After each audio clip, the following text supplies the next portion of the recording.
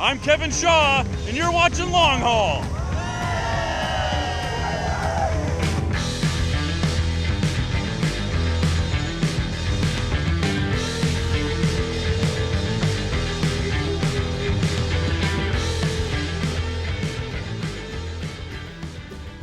The drive to Lake Cumberland, Kentucky was straightforward enough. From our home in Nashville, Tennessee, we headed north towards Bowling Green, past the Corvette National Museum, and peeled east.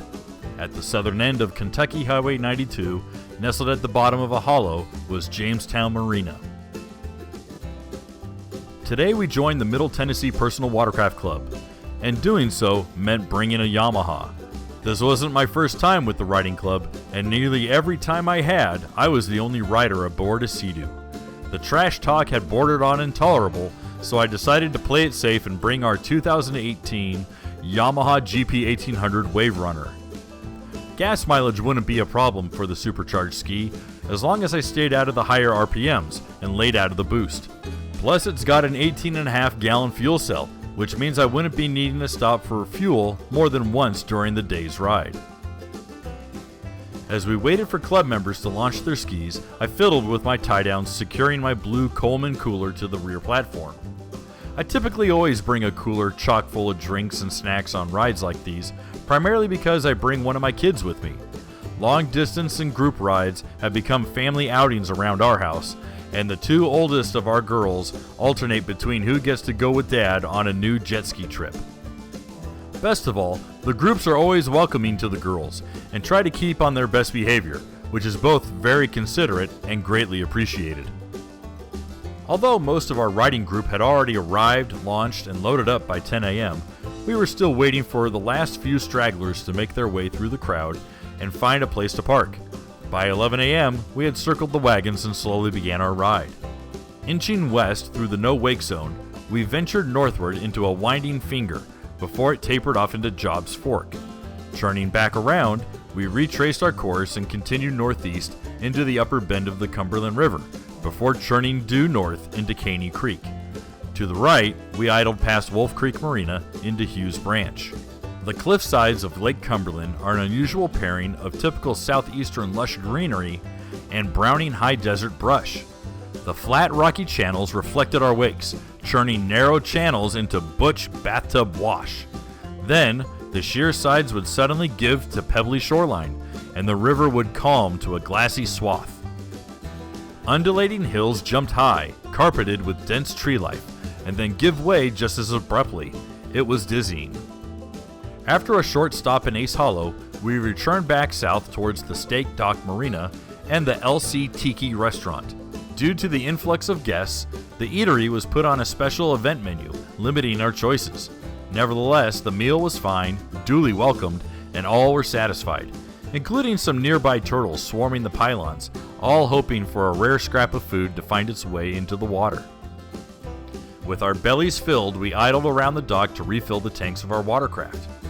After that, we moved as westward as possible to the Cumberland River Dam at Long Bottom. The ride was an exhausting jaunt of battering cross-chop of 3 to 4 feet at times. I feared that my 4-year-old passenger, or even myself, might be seeing our lunch again at any time. From the dam, we sped almost directly south to 76 Falls, the major attraction for today's ride. The cove is cooled by the shade of high-hanging trees and the stream flowing into a wide waterfall.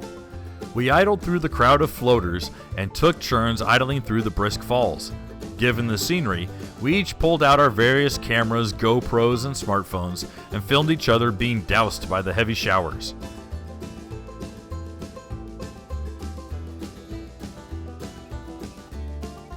After some time and content with our ride, and seeing that the clock read just past 5 o'clock, I had presumed that we were heading back to Jamestown Marina.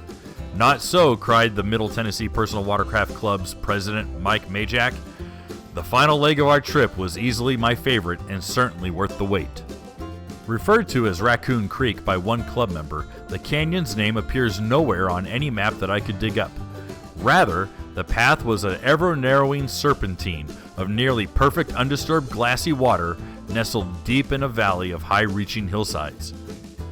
As the sun lowered in the west, the path was half shadow and half golden orange.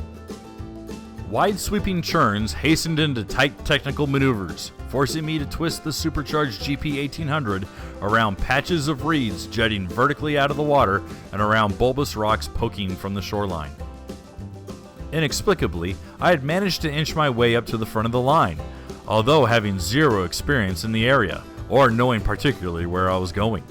The chasm narrowed into a shallow creek, ending my ride in the shade of Old Kentucky 90 Road and CR 1285 passing high overhead. A felled tree blocked 2/3 of the path, and with the water level already dangerously low, I opted to come to a stop here, the rest of the group pulling up quickly behind. There we regrouped, enjoyed a short break, cracked open a bottle of water, and waited for the water to settle down. One club member, joined by his teenage daughter aboard an FX Cruiser HO, motioned over to me, pointing at the horizon, saying, "We've got about 15 to 20 minutes before the sun sets. I don't know about you, but I don't want to try to navigate my way out of here in the dark." Pointing to his widescreen GPS mounted on his dashboard, I motioned for him to lead the way out. By this time, we were riding directly into the sunset. Winding through the corners, the creek widened into a river and eventually gave way to the lake, which, by this late in the day, was a hull-busting broiling mess. Learning a lesson or two from my short stint racing in the Pacific Ocean, I pulled up close into the Yamaha's whitewash, the fantail cushioning much of the ride back across. Only the rolling wakes of larger fishing trawlers and private yachts broke our pace. We weren't halfway across the lake when the sun set behind the western mountains and temperatures fell palpably. Happy to be back at the launch ramp before the skies grew too dark, we closed the book on another fantastic ride with our friends from the Middle Tennessee Personal Watercraft Club. It's always a treat to join fellow like-minded folks for a great day out on the water, and we invite you all to do the same. I'm Kevin Shaw of the Watercraft Journal, and you've been watching Long Haul. Make sure to check us out Monday through Friday at www.watercraftjournal.com for more rides like these, reviews of the latest watercraft, and much, much more. And before you leave, please give this video a like and maybe even share it with a friend.